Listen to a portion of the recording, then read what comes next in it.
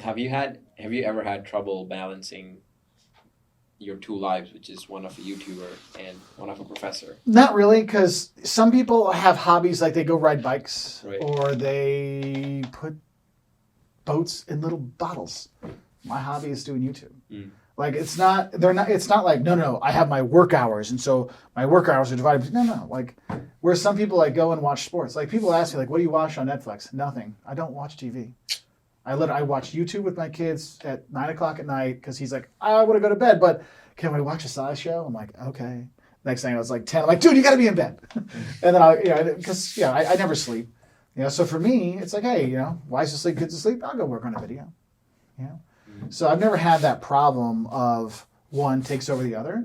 They actually kind of complement each other. Like I've been really happy with our Professor Wolters channel.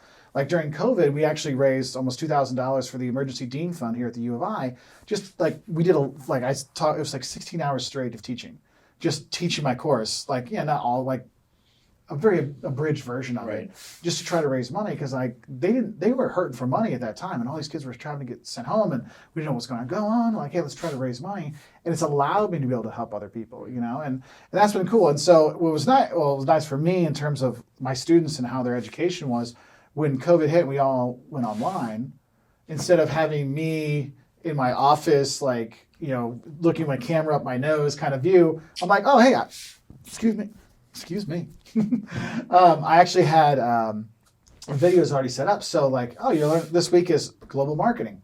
So here's the videos that I've already filmed. I've been filming these videos for years. I've been filming these videos before I was at U of I. I've been doing this for 13, 14. Well, Wolters World started in 2009. I started making videos. My first YouTube channel, I think, started in 2007. And so this has been something that's been going on for a while. And sometimes it's kind of funny because sometimes I'll slip in like an old video. And they'll be like, oh my God, Professor, you are so skinny and good looking. I'm like, thanks on both accounts. So, but what's cool is like that really helped me in making the video. So I'm like, look, I saw what works for students because I know I don't want to watch a head talk next to a whiteboard for 2 hours. Like, look, let's break it up. Let's make, like a usual class would be like 10 videos of 5 to 7 minutes long. And I'll make, like, I don't film them all in the same location. I'll divide it up. So like we're in Luxembourg. So I'll film a video for topic 1, topic 3, and topic 7.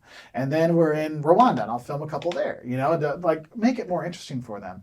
And what's cool is it's not, looking at slides, you can look in your slide book, that's not fun. That's not education. That's reading. So what was nice is I was just talking. And occasionally some words would pop up, the main topic words. But like you have your book there. The book deals with these topics, but you're getting in a more real world setting. And I think that helped a lot, like for my students to learn. And that's one thing. Like I've done a lot of different things. Like I've developed programs for companies and for government organizations, like whether it's social media or public speaking or whatever to help them. Like, look, I can now help other people out there that weren't getting help before. And it's funny because like I get hired to do like classes, but it's not for the travel. The huge channel, no, it's for the small Professor Wolters channel. They're going like, hey, we love how you teach. Can you help us? Like, sure. And that's what's cool because those things. One of the things that's nice is I'll get emails from like high schools and junior highs, like, hey, could you come talk to us? Like, sure. And so when they're like, but back in the day when you'd only do things in person, like, it was very limited where I could go.